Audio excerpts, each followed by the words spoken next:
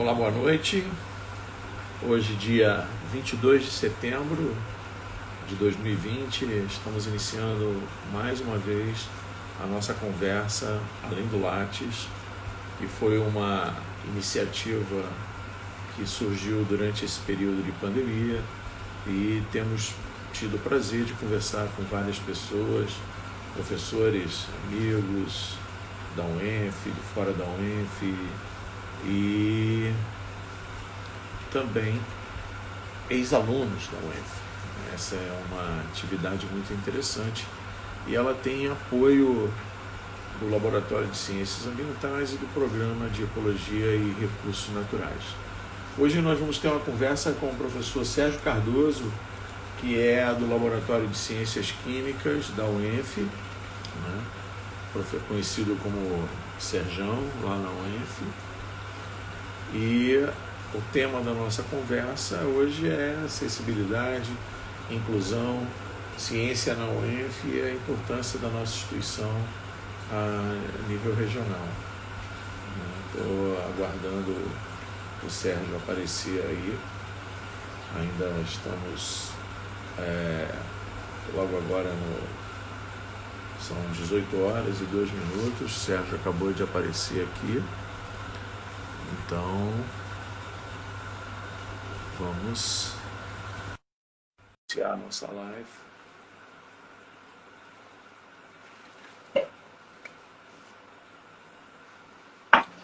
Olá, Sérgio, boa noite. Boa noite, tudo bem? Me ouvem bem? Alto e claro e em bom tom. Tudo bem com você? Tudo beleza, Sérgio. Eu estava aqui falando para o pessoal que o tema da nossa conversa hoje é acessibilidade, inclusão, a ciência na UENF e a importância regional da nossa instituição, né? A nossa visão. Né? Essa live, em geral, tem sido prestigiada por colegas de alguns estados e também por vários estudantes do programa de ecologia e, às vezes, também com pessoas que são comuns às nossas amizades aí dentro do Instagram, né? Eu divulgo também no Facebook, divulgo em várias vias.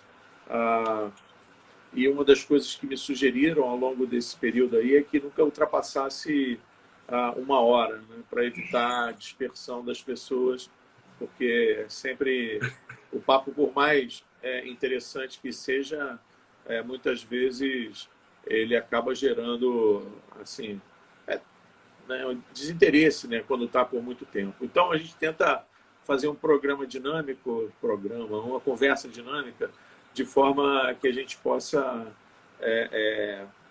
manter as pessoas dentro do nosso papo. E essa conversa também ela surgiu ao longo desse período de pandemia, né? Até como uma tentativa de aproximar as pessoas, né? A gente sabe que é um período de superação de todo mundo, né? E a forma da gente se aproximar através dessas conversas, né? E eu achei que Além do Lattes era um título interessante, porque muitas coisas que acabam até culminando, às vezes, dentro do Lattes, tem uma trajetória lateral que é interessante, né?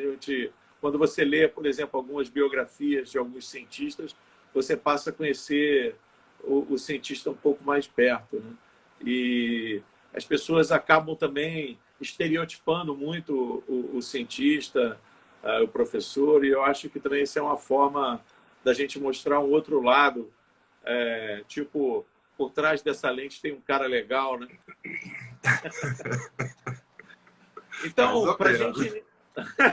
Então, para a gente iniciar, Sérgio, eu queria só que você fizesse uma breve apresentação da sua trajetória profissional, porque é assim que a gente tem iniciado todas as lives, né? E, se possível, no final da sua apresentação da sua trajetória,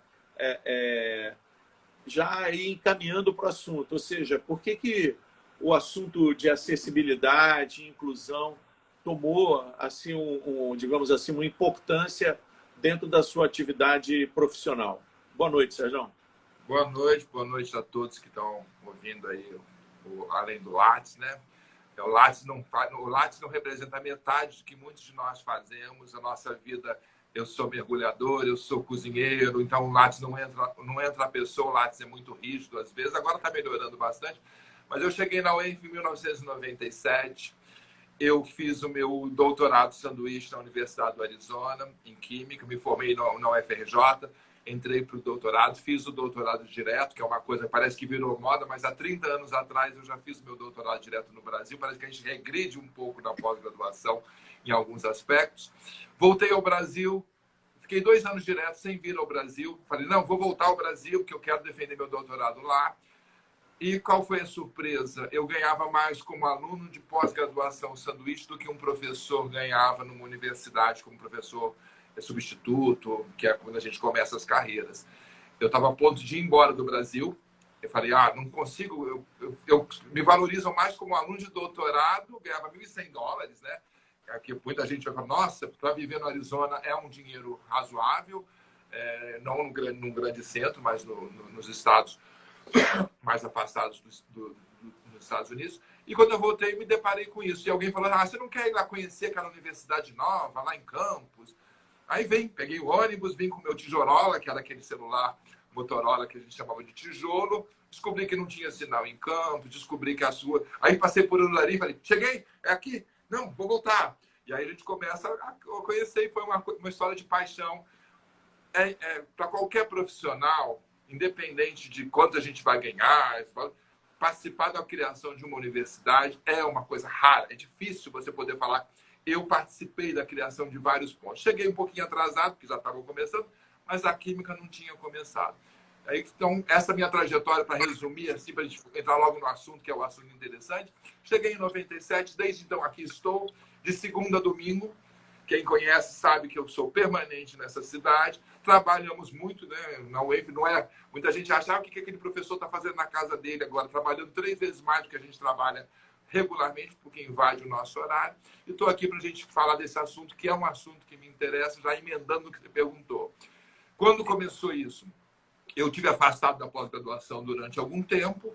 Um aluno do programa de pós-graduação em Ciências Naturais estava tendo dificuldades em fazer o trabalho experimental e migrou para a área de ensino de ciências. E eu me propus a orientá-lo numa área que ele queria trabalhar, que era o ensino de pessoas surdas. Então, eu retornei ao programa, assumi a orientação como convidado, né, como um orientador que não era nem credenciado mais, porque nós tivemos aquela fase do recredenciamento. Falei, como que eu vou ser recredenciado se eu não fui descredenciado, né?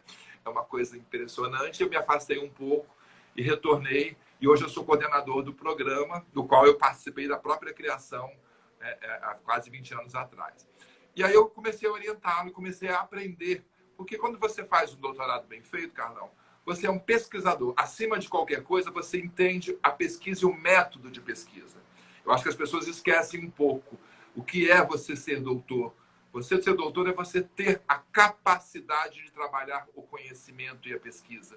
Você pode ter um problema técnico, mas a capacidade de pesquisa ela vem justamente da gente poder explorar essas áreas, e o que o PGCN me permitiu na área de ensino, acoplar química, que eu trabalho em materiais, eu trabalho em síntese a minha vida inteira, mas eu adoro essa área de ensino. E acabei culminando por isso. Depois entrou um aluno, primeiro aluno surdo entrou na UENF, o Matheus, que está fazendo agora medicina em Macaé, ele fazia engenharia civil e veio fazer química. E aí começa aquela longa história. Nós não estamos preparados para eles, eles não estão preparados para nós. E aí eu resolvi criar o núcleo de acessibilidade pedagógica para tentar ajudar essa conexão entre eles e a gente. Nada pode ser feito sem eles. Né? Então, hoje eu estou descobrindo várias coisas e é uma história bem longa para 1 hora. Né? É um papo que demoraria 4 horas tranquilo. Mas se vocês quiserem saber, eu posso... Não, com certeza. Eu acho que, na realidade, Sérgio, você foi até bem, como é que se diz? Bem, eu vou dizer, é uma característica que não é muito sua, mas você foi bem humilde na sua apresentação, quando você nos mostrou a sua grande inserção também na área administrativa da UENF, ou seja, ao longo desse período em que você está na UENF, você contribuiu mesmo como docente, de uma forma brilhante na diretoria geral administrativa da UENF, né? Dando, eu diria, uma tonicidade e uma dinâmica realmente impressionante naquele período, né? Mas eu fico pensando assim, né? A questão da acessibilidade a gente poderia dividir em acessibilidade física e acessibilidade pedagógica, né? É uma discussão porque a gente sempre trabalha aquilo que os outros veem, né? Todo mundo vê acessibilidade física e ninguém pensa na acessibilidade pedagógica. Quando eu propus o núcleo, eu fui questionado, mas espera aí, você vai dividir a acessibilidade? Isso não pode. Eu falei, olha, neste momento nós precisamos trazer as pessoas com deficiência para a universidade, mesmo que não tenha acessibilidade física nos ônibus, nas cidades, no sinal. Então eles precisam ser visualizados. O que existe em campos é um número enorme de pessoas surdas, pessoas com deficiência visual que ninguém vê, que elas não aparecem. Então, é o próximo desafio depois das cotas, né? Ainda estamos nas cotas raciais, temos a cota de gênero, vamos entrar nas cotas de sexualidade. Eu acho que agora as cotas de acessibilidade são muito pouco usadas e eles existem sim, eles estão lá. Só que o problema é maior do que eu imaginava. Então, quando eu for falar para você, Sérgio, você achou que era fácil? Eu, no início, falei, vamos trabalhar. Fui descobrir que está lá na base, todos estão lá nos anos iniciais do fundamental e precisam da nossa ajuda lá, para chegar na UENF preparados. Porque pouca gente sabe, nós já tivemos prêmio Nobel surdo, prêmio Nobel com deficiência visual. Então, a deficiência não torna a pessoa menos qualificada, ela precisa estar preparada. Então, se a gente já tem um aluno regular, que meu termo não é pessoa normal, é pessoa sem deficiência aparente. Todos nós temos alguma deficiência. Segundo o IBGE, os seus óculos aí tornam você um deficiente visual, segundo o IBGE, porque você não enxerga sem o auxílio de um objeto que a gente chama de óculos. Então, a estatística começa a se dividir e criar um número. Quem é que precisa mais da nossa ajuda? O Carlão que tem com óculos resolve ou aquela pessoa que não tem solução mesmo com óculos? Então, o assunto eu me apaixono, mas eu gosto de fazer, você me conhece, administração, núcleo, pesquisa, porque a gente é apaixonado por aquilo que a gente faz. Adoro dar aula. O professor tem que gostar de dar aula, estar em sala. Mesmo sendo difícil para a gente tem que gostar disso. Uma coisa, você consegue separar o assunto de acessibilidade com inclusão? Aparentemente não, né? Porque você já falou claramente nessa sua fala agora. Mais ou menos. Então, esse é um termo. O que é inclusão? O que é educação inclusiva? Aquelas representações em que eu coloco uma sala, um aluno com óculos escuros representando visual, isso não existe. Cada aluno é um indivíduo. Então, a inclusão verdadeira ela se dá quando cada um é realmente um indivíduo, não um grupo dentro de um grupo de indivíduos. Então, muita gente atua numa ação, eu vou fazer material para pessoas com deficiência visual. Isso não é a atual inclusão moderna. O material tem que ser para todos, inclusive para a pessoa com deficiência visual. Ele não pode ser retirado e ter um outro tipo de material só para ele. Ele tem que estar no meio de todos. E outra coisa, a inclusão vai beneficiar as pessoas que vão usar o tato, porque hoje não se usa o tato para aprender. Então, os materiais novos, as novas propostas, elas têm que passar por uma inclusão verdadeira e não por um fingimento de que se inclui, como nós temos visto. Eu finjo que eu ensino, você finge que aprende. Isso independente da inclusão, a gente tem visto até nas salas de aula de maneira regular. E o aluno com deficiência é um aluno como outro qualquer. Ele também tem os vícios de aluno. Aí eu quero ser aprovado sem me esforçar, sem ter prova. Então a gente também tem que defender esse aluno no sentido de que o que é melhor para ele. Ele tem que ser respeitado como profissional, porque a universidade que deu o título para ele tratou ele como um cidadão que merece ser tratado ou como um aluno para dar uma formação adequada e não ser colocado numa mesa, num canto, para preencher cota. Não é esse o objetivo da inclusão. Isso é fingir que a gente tapa o buraco com a peneira e muitos professores estão apavorados porque nós não sabemos, nós não fomos treinados para isso. Né? Então... Eu também, há um tempo atrás, né, eu estava conversando com um professor que ministrou que foi docente de uma universidade na Inglaterra por um período, e os professores dessa instituição, eles eram treinados, por exemplo, por uma equipe, obviamente, especializada em identificar estudantes com dislexia, né? Por exemplo, muitos de nós não sabemos, e às vezes esse aluno ele é até rotulado de forma inadequada, tanto por colegas estudantes, quanto por professores, de uma forma, dizendo, não muito educada, inclusive, e isso, enquanto que se nós soubéssemos como identificar os sintomas dessa, vamos dizer assim, desse problema, a gente poderia ter um apoio, obviamente, pedagógico para que esse jovem ou essa jovem superasse, vamos dizer, essa dificuldade, né, Sérgio? Eu lembro de uma discussão, por que eu estou falando isso? Né? Porque a nossa norma prevê, por exemplo, que um estudante, depois de cursar tantas vezes uma disciplina, ele é automaticamente jubilado, né? Agora, a gente não sabe quantos por cento desses alunos que chegaram a essa situação, de repente, estariam enquadrados num diagnóstico de dislexia. Você compreende?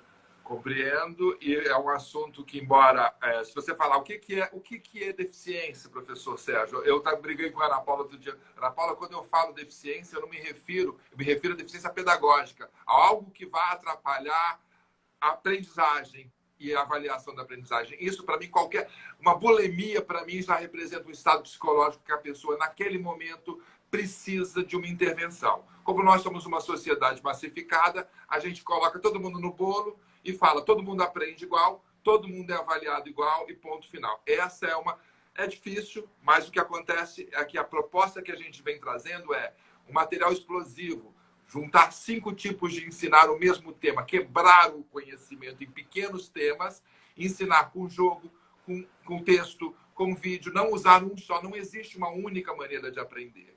E quanto que você me perguntou da dislexia, eu, quando fui à Europa, eu fui num congresso de química e aproveitei e fui ver a parte de acessibilidade na Europa. Eles também estavam com o mesmo problema. Eles trabalham com a parte técnica, mas eles têm uma coisa que o Brasil não tem, que é o subsídio da empresa particular, que é o que o Brasil está tentando fazer de forma errada.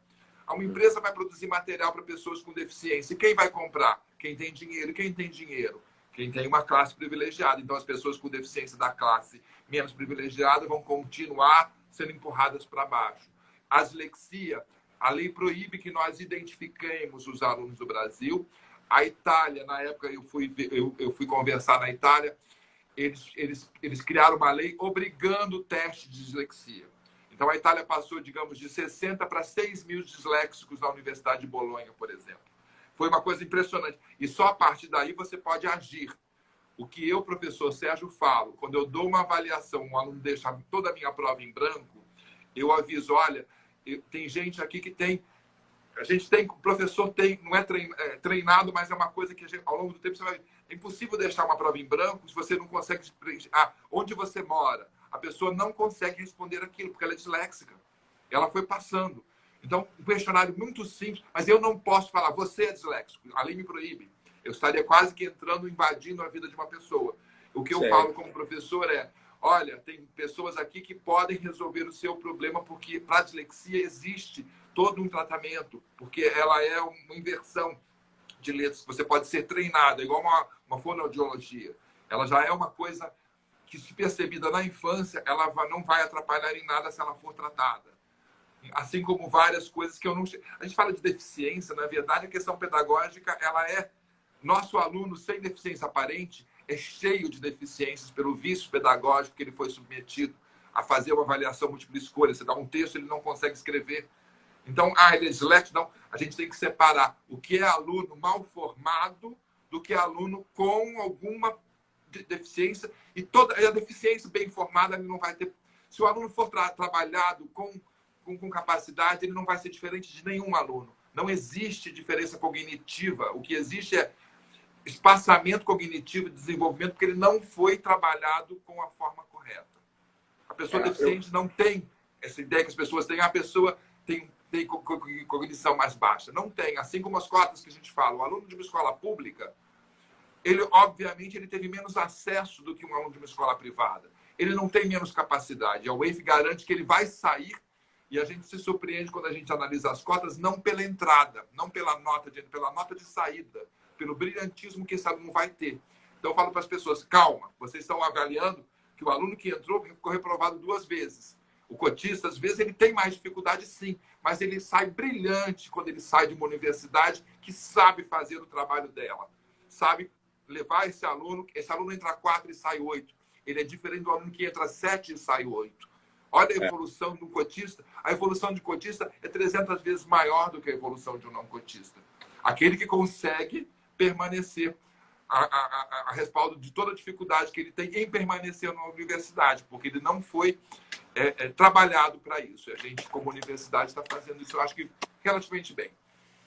Inclusive, um dado que me foi dito já tem quase um ano e pouco, é que, no caso específico da nossa instituição, nós estávamos formando mais alunos cotistas do que os que entravam pela livre concorrência, o que é um dado, eu dizia, positivo por um lado, mas preocupante por outro, que mostra um certo desinteresse por parte de um segmento também do segmento estudantil, né? Eu não sei como você vê esse assunto, mas é um assunto que realmente me preocupa muito na medida em que uma parcela desses estudantes que entram pela UENF simplesmente não terminam, né? Ou seja, o nosso percentual de evasão acaba sendo majoritariamente por pessoas que entraram pela livre concorrência. E é interessante porque, há um tempo atrás, a crítica às cotas era exatamente que você estaria tirando vaga dessas pessoas, você está me entendendo? E, na realidade, quem está valorizando a universidade pública é quem entra pela cota. E com excelente desempenho, como você acabou de retratar aí, né? Então, essas pessoas precisam, né? O Pois cotista então, precisa, ele precisa daquilo. Então, as pessoas também precisam conhecer a realidade da instituição, né? Uma coisa que muito não se conhece, né? Eu acho que esse é um dado extremamente interessante no sentido, vamos dizer assim, da nossa formação de recursos humanos. Eu costumo dizer, Sérgio, eu não sei como você pensa sobre o tema, né? Mas, por exemplo, eu costumo dizer que as universidades públicas são quase como um terreno sagrado, onde, por exemplo, algumas fiscalizações não pisam para ver o descumprimento de algumas normas, né? Então, eu vou... por exemplo, essa questão de acessibilidade é uma questão que está lá dentro do MEC como obrigatória, né? Por exemplo, você ter professor de Libra, professor de Braille, entre outras coisas, né? Rampas adequadas, coisa que não são as nossas rampas, por melhores que sejam adaptados os CEPs para determinadas situações, mas para uma pessoa de acessibilidade com cadeira de roda ou até com dificuldade que ande com muleta, alguma coisa desse tipo, é muito ruim aquelas rampas ali. Mas, enfim, o que eu queria dizer é que, na realidade, se exige muito de alguns setores e, quando chega no próprio setor público, há um descumprimento dessas questões. Eu fico pensando, por que não há uma dotação orçamentária, né? Inclusive banheiros, né, Sérgio? Eu estava vendo alguns banheiros que realmente são indignos, né, para qualquer pessoa, não tem nem porta em alguns lugares. Então, quer dizer, eu fico pensando assim, não existe a obrigatoriedade de ter você que entende do assunto, de ter uma parcela de dotação orçamentária para um programa realmente voltado para vamos dizer assim, para consolidação da acessibilidade institucional. Eu sei que isso é tudo muito novo para todo mundo, enfim, não é uma crítica específica para um momento agora ou para um momento atrás. Ou seja, pensar a universidade tem que se adaptar a esse tipo de situação, né? Porque, afinal de contas, a gente tem que estar preparado, inclusive porque a gente está envelhecendo, né? Daqui a pouco, vários de nós, daquela rampa ali... Você! Ô, Carlão, eu vou te falar uma coisa. Primeiro, que se a gente triplicasse as vagas na UENF, elas não seriam preenchidas, porque a qualidade de origem, independente de ser aluno de escola pública, de classe média alta, não se qualifica. Esse é o primeiro ponto que tem que se desmistificar. Nós não temos poucas vagas. A qualificação em nível médio do ensino brasileiro está em queda assustadora. Não por isso. Nós podemos permitir que o aluno entre assim, mas nós não podemos permitir que o aluno saia igual ou pior do que entrou. Então, o mito da universidade é: vamos aumentar as vagas nas universidades públicas. Não preenchem. O sistema brasileiro, ele deixa um aluno de cota entrar com bolsa em uma privada. Então, um aluno de cota, às vezes, ele passou na cota pública, ele opta por receber aquela bolsa daquele programa que vai pagar a universidade privada que o governo tanto fala que é tão eficiente, e porque para ele vai conseguir trabalhar e estudar e não ficar tão reprovado como ele fica na UENF, porque nós não reprovamos porque nós somos malvados, nós reprovamos porque nós vamos formar pessoas bem formadas, profissionais qualificados. Essa é a grande diferença. Agora, a questão da acessibilidade no campus, quando nós tivermos pessoas sendo vistas, pessoas com deficiência visual atravessando ruas, frequentando a universidade, as pessoas vão sentir vergonha. Porque, no meu ponto de vista, Carlão, não tem que ter lei que obrigue nem orçamento. Isso é falta de vergonha.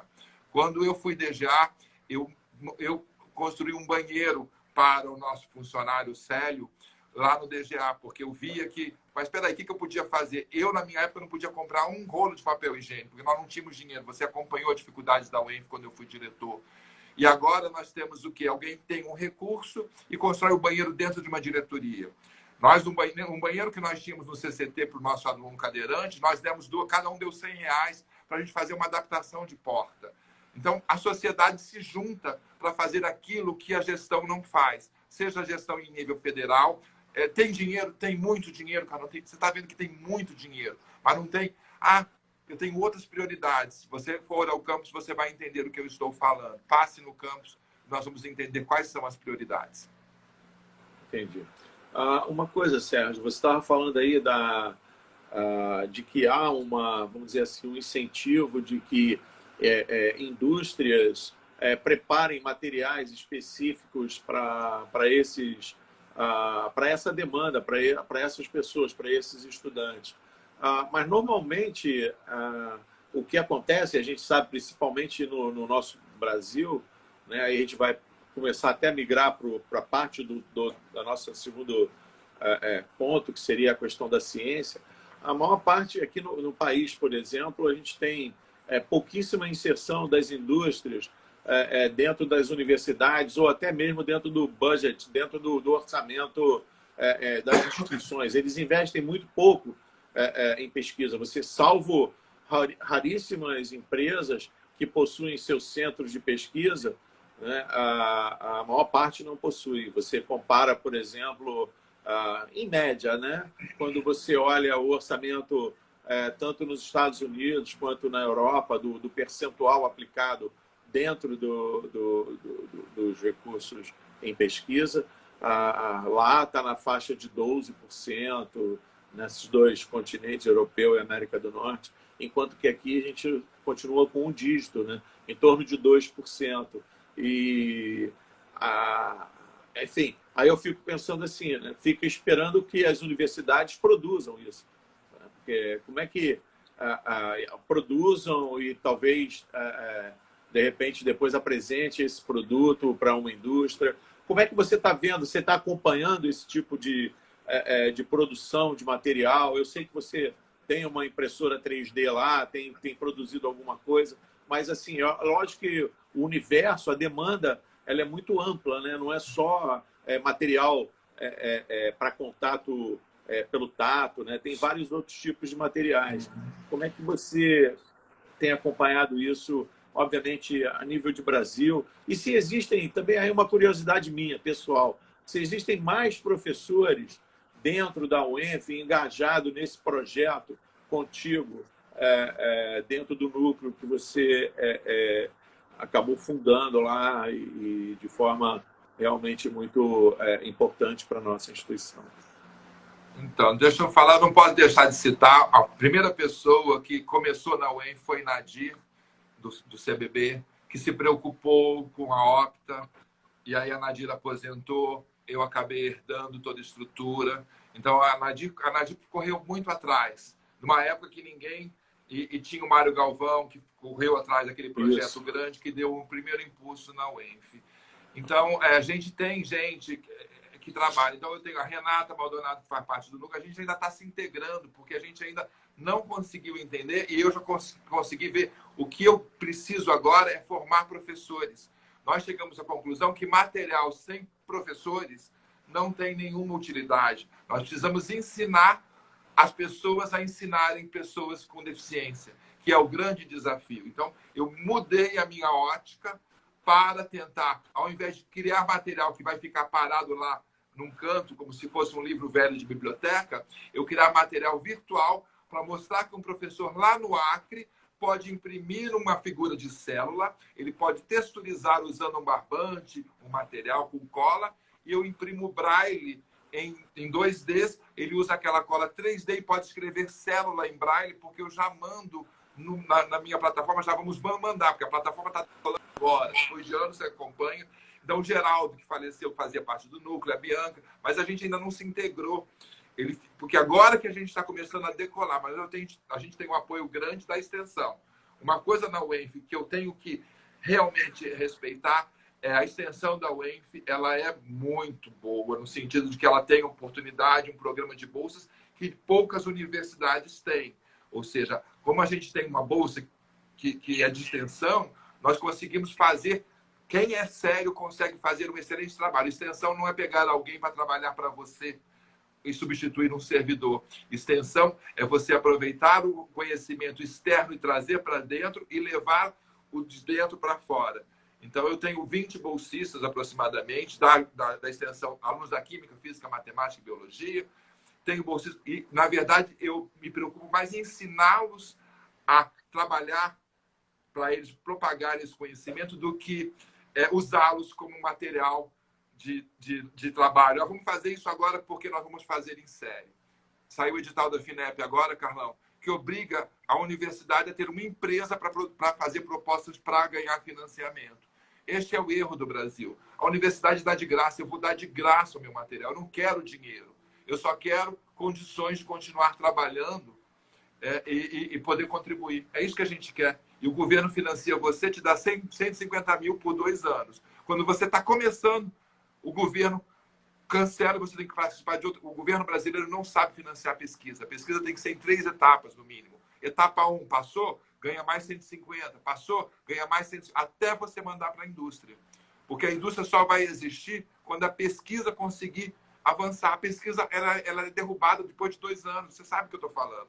Quando você tem um grande financiador, você vai. Mas eu acredito que a gente vai chegar lá, vai demorar uns 10 anos no mínimo, para que a gente consiga arranhar mais e aumentar o número de pessoas que ingressem na universidade. O problema da inclusão não é na universidade, eles estão no ensino fundamental, Carlão.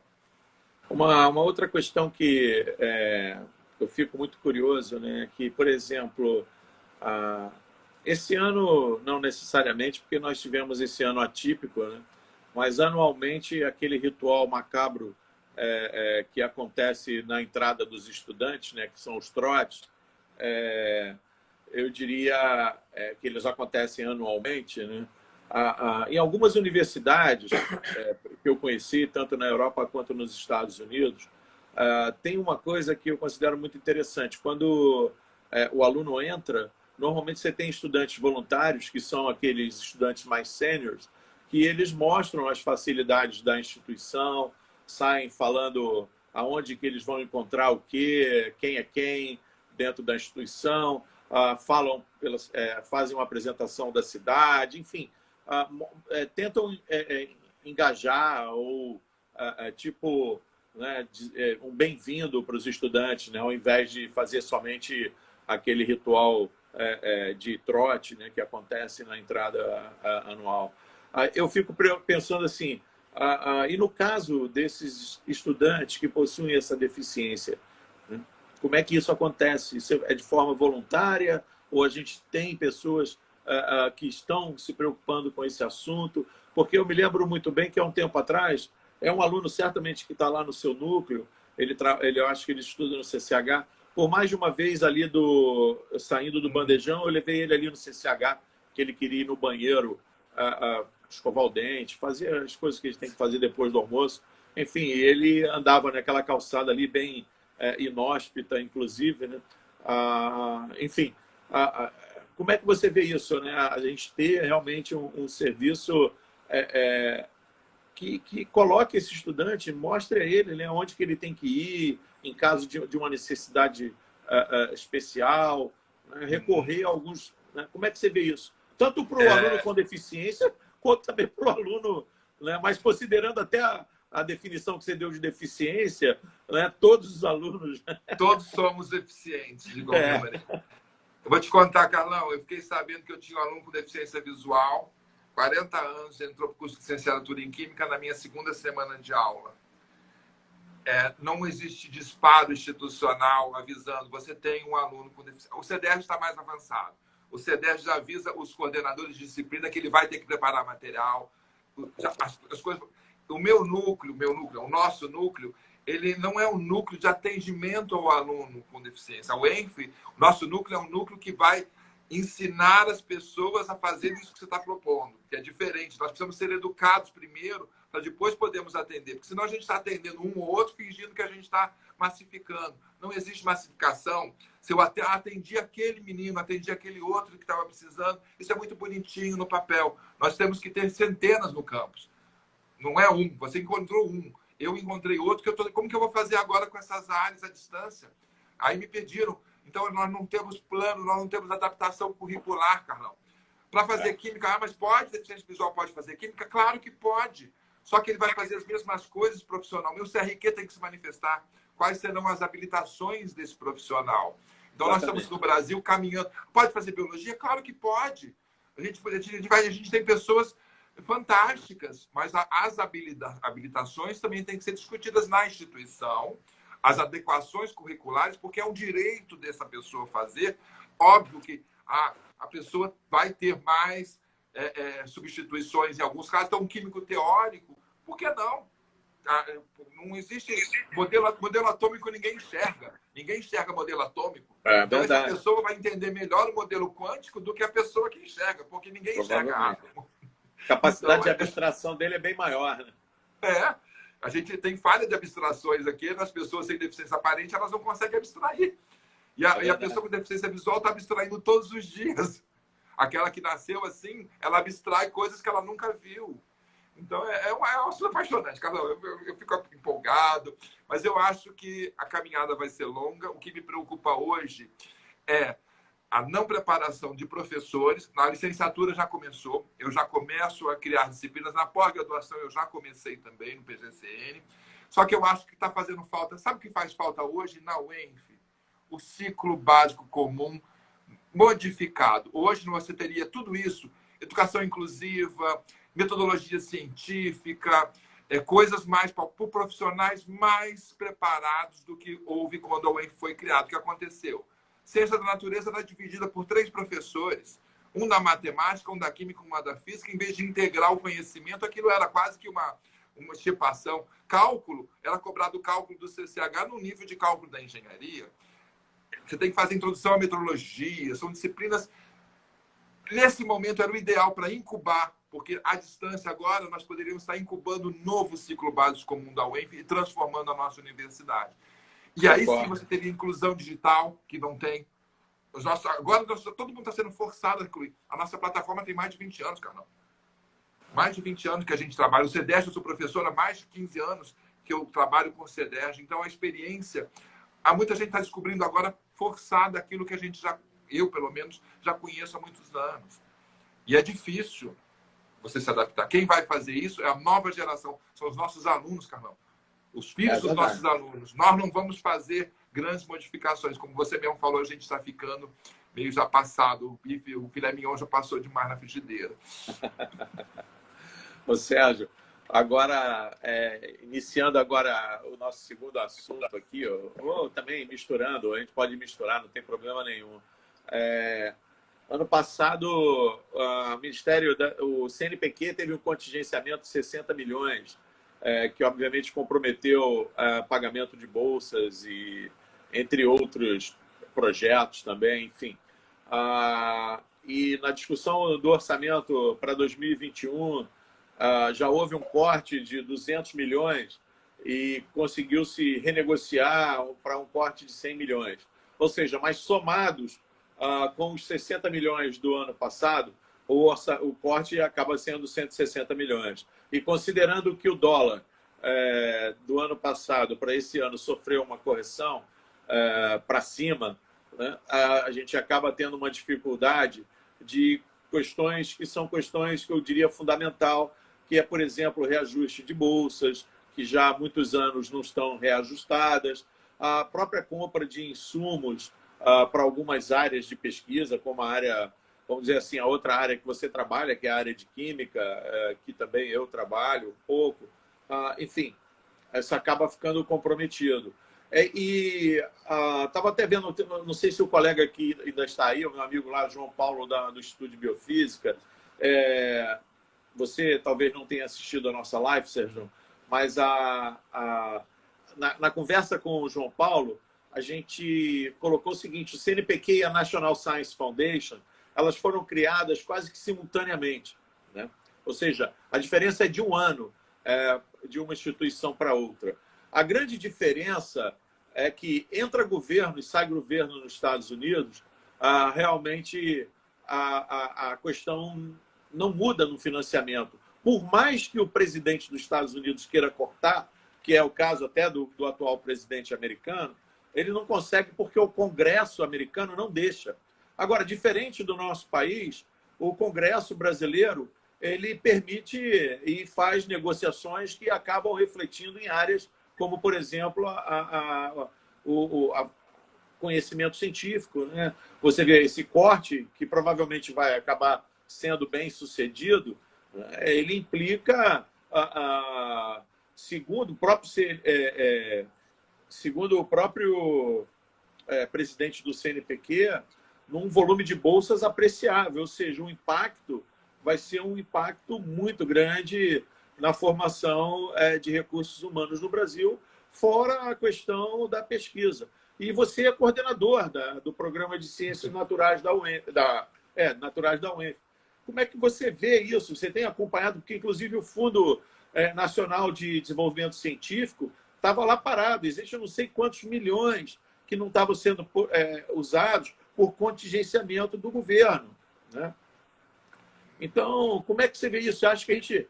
Outro dia estava conversando lá na FAPERJ, né? Acabou que na matéria da FAPERJ não saiu. Eu digo assim, eu acho que os pesquisadores brasileiros têm medo de se posicionar politicamente e serem repreendidos ou, de alguma forma, serem rotulados, sei lá do quê, né?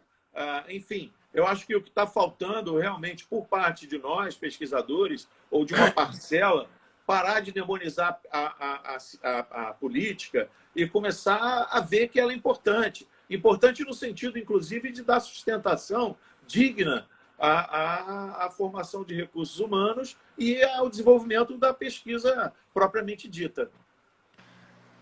Os pesquisadores eles têm um pouco de a pavor de política, né? Porque aquela confusão política, politicagem, a gente vive num mundo. Mas a gente tem que pensar da seguinte forma: o Brasil financia errado, ele financia o como, não o quê. Eu, quando mando um projeto, eu tenho que dizer se eu vou comprar um papel higiênico com o meu projeto. O Brasil tem que começar a financiar o meu produto final. Eu vou te dar isso como financiamento, isso vai custar tanto. O brasileiro é envergonhado de falar que aquilo custa 2 milhões, porque acha que com a pobreza do país, aquele conhecimento... O brasileiro começa a ser afetado por esse discurso de destruição da ciência e do conhecimento. Nós estamos passando um processo que querem desacreditar a ciência. Então, esse processo é um processo, entre aspas, não político, mas que a gente não está unido, porque desde o RJU, quando romperam a união dos servidores, porque nós somos chamados todos de vagabundos. Eu não sou vagabundo, eu trabalho muito, eu ganho pouco, trabalho muito, porque eu gosto do que eu faço. E tem muita gente que faz igual a gente, Carlão. Então, a gente é rotulado, então nós precisamos reagir como grupo, mas a gente tem defeito dentro da universidade, temos muita gente que não deveria estar ali também. Nós temos isso. Então, são duas frentes. A frente política, de falar, eu mandei o projeto, quando eu mandei o projeto lá para a Leste, eu vi 2 milhões, falei, nossa, é muito dinheiro. Quando eu fui ver o custo por cabeça, me senti, nossa, 10 mil capacitações, vai sair R$ 200 para 7 cursos de alto nível.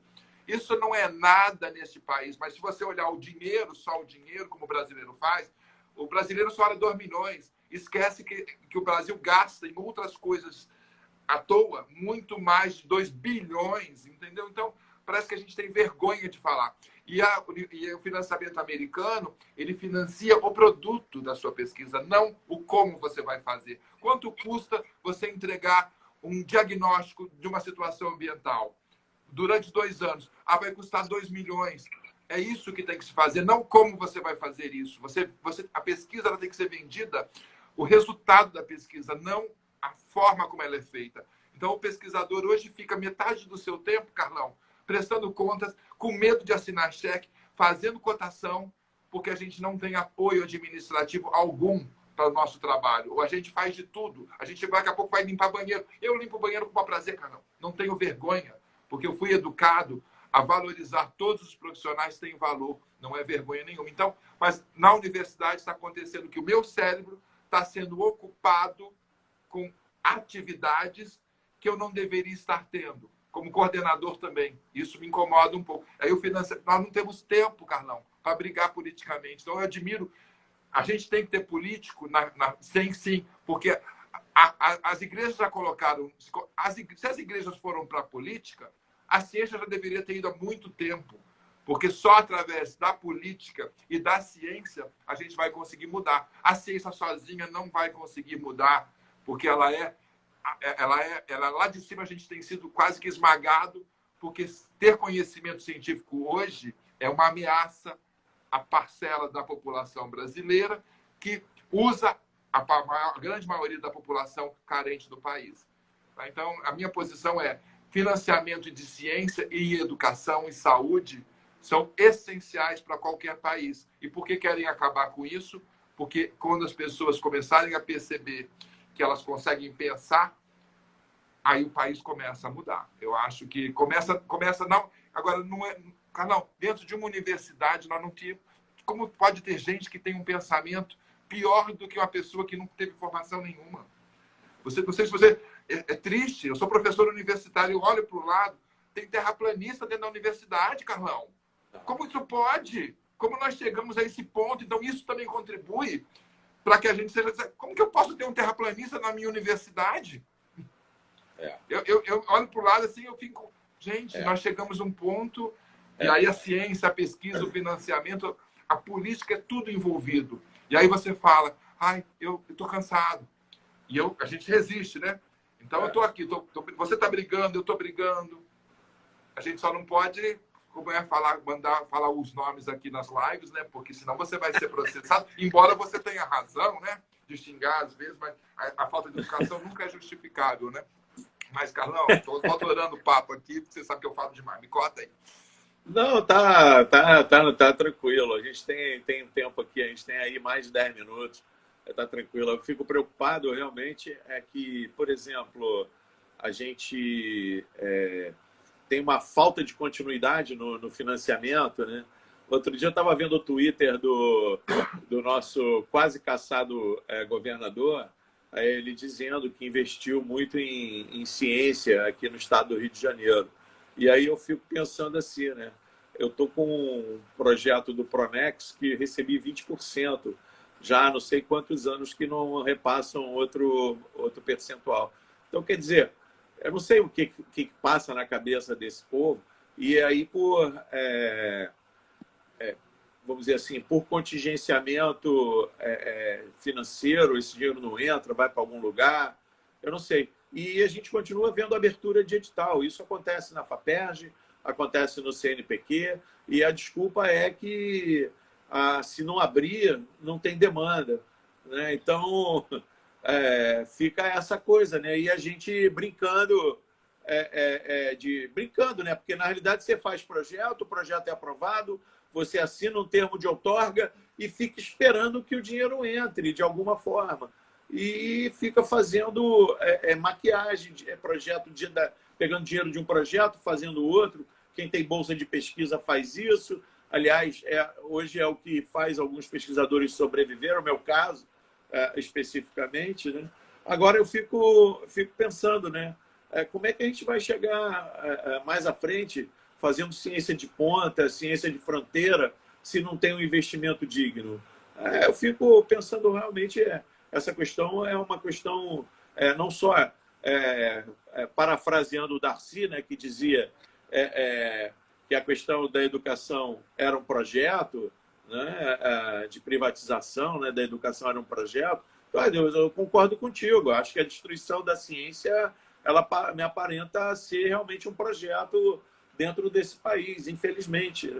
Então, eu acho que os nossos estudantes que estão ouvindo e colegas que estão aqui, a gente tem que realmente se posicionar mais publicamente e de forma veemente, sem ter medo de ser taxado de radical, sei lá do que vão taxar. Eu estou numa idade que eu não me preocupo mais com esse tipo de rótulo. Até mesmo eu nunca me preocupei. Agora menos ainda, você está me entendendo? Então, eu fico muito preocupado porque eu vejo parte dos jovens que entram pela universidade muito mais conservadores, sabe? Muito acomodados. As discussões são discussões muito, eu diria, eu já tive discussão conceitual no Conselho Universitário muito mais provocante do que eu assisto hoje em dia.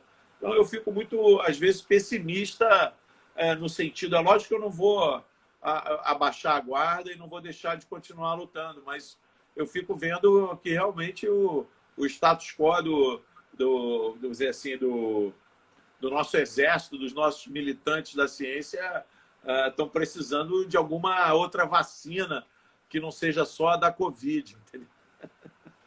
Eu admiro muito você, Carlão. Eu acompanho você desde que eu cheguei na UENF. Você tem uma paciência, uma perseverança que eu jogo lá no meu trabalho, mas você tem uma paciência. Você está sempre presente nos colegiados, nos conselhos. Eu falo, Carlão, você tem muita paciência. Eu fui presidente da UENF, você também foi. Mas você tem muita paciência. Eu estou esperando um projeto da FAPESD de tecnologia desde 2017. Aí eu pergunto, projeto vira precatório porque o governo tem que cumprir a Constituição e investir em pesquisa na FAPESD. Então, ele faz o seu edital, investe e nunca paga. Aquilo vira dívida. Projeto vira precatório, pode ter dívida, então alguém tem que, na Assembleia Legislativa desse Estado, começar o cumprimento do orçamento real. Tem orçamento ou não tem orçamento, mas não me engane, sabe o que aconteceu de 2017 para cá? Um paper que tinha num assunto que eu fiz uma proposta transformadora e o projeto foi aprovado, eu perdi. Perdi lá para fora, perdi para chinês, perdi para indiano. Agora, então, só tinha um artigo sobre aquele assunto. Eu peguei a ideia, fiz um projeto e ganhei o projeto. Era um projeto de química verde, com uso de sementes para fazer reações químicas. Era uma coisa muito... nanopartículas, era uma coisa nova. Agora eu fui atropelado. Eu não tive financiamento. Eu tive que colocar devagar, igual uma tartaruga, porque a gente não tem nem dinheiro para comprar, às vezes, 1 litro de reagente. Então, quando a gente ganha projeto, fica animado, e logo em seguida, desde 2017, aguardando, a gente começa a perder vontade de mandar projeto. É isso que fazem com a gente. Nós estamos perdendo... Quando eu ganhei, falei, nossa, ainda bem que eu mandei, porque eu já não estava mais acreditando em mandar projeto. Agora eu ganhei, mas não levei. A minha pesquisa, ela teve que ser... Então, o que aconteceu? Eu me adequo fácil. Eu vou agora fazer pesquisa em ensino. A gente se adequa. Mas a química, a biologia pesada de ponta que nós precisamos, física, química, biologia, matemática de ponta, história, geografia, tudo de ponta nós precisamos, nós estamos perdendo o passo, Carlão. Porque nós não temos financiamento ridículo. É um valor de R$120 mil que a Universidade Americana me financiaria em 2 milhões. Se eu mandasse o mesmo projeto para a Universidade Americana, eu poderia pedir 2 milhões. A gente tem vergonha aqui no Brasil de pedir 120 mil para comprar uma coisinha, mas a gente faz pesquisa, Carlão, tirando, como que é aquele ditado? Água de pedra. A gente faz pesquisa no Brasil tirando água de pedra. O nosso R$1 do pesquisador brasileiro rende mais do que $100. Sabe por quê? A gente não joga pipeta fora, a gente lava a pipeta, Pasteur. É. Ou seja, a gente economiza. Agora, quem vai lavar a pipeta parceira? Um grande cientista que poderia estar se dedicando à ciência, mas está lá lavando, porque a gente no Brasil tem que lavar vidraria. Nada de errado com isso, né? Eu também acho desperdício ambiental. Mas a gente perde muito tempo com discussões. Mas, como você falou, é um projeto, e esse projeto começou com a separação do servidor público. RJ1, todos nós nos preocupávamos com o setor público. Depois virou municipal, estadual. Isso, agora aposentado, e já vai refletir na aposentadoria dos que vão chegar. Servidor público vai ser destruído, a estabilidade vai ser destruída. Quem vai querer trabalhar para o sistema público? Você me responda. Ninguém. Por quê? Porque o que eu trabalho na universidade ganhando metade do que eu ganharia na iniciativa privada ou fora do país, porque eu gosto disso. Agora, se eu não tenho o que eu tenho hoje, que é a estabilidade, que me faz poder trabalhar, se eu tenho que me preocupar que alguém vai me perseguir amanhã, porque o que vai acontecer, na verdade, as pessoas esquecem por que a estabilidade foi criada. Para evitar perseguição política, que é isso que acontece nesse país. Um professor que fala o que pensa, um colegiado vai aprovar e vai falar que esse professor vai ser dispensado. É isso que acontece, cara. Na verdade, a democracia brasileira é assim. É verdade. O João está lembrando aqui, né? Aparentemente ele tem a mesma dificuldade que a gente de comprar ácidos e solventes orgânicos. A gente também está tendo esse problema aqui na universidade, João, por falta de adequação de espaço de armazenamento. Enfim. Sérgio, como é que você vê só para a gente encaminhar aqui, já estamos batendo na trave, a questão da importância regional da UENF aqui. Como é que você vê rapidamente? Porque você tramitou dentro da parte administrativa, é um cara que está envolvido no CEDERJ, enfim, é um cara multifacetado, bastante ativo. Como é que você vê isso? Como é que você tem percebido isso ao longo desses anos que você se dedica ao UENF de forma tão intensa?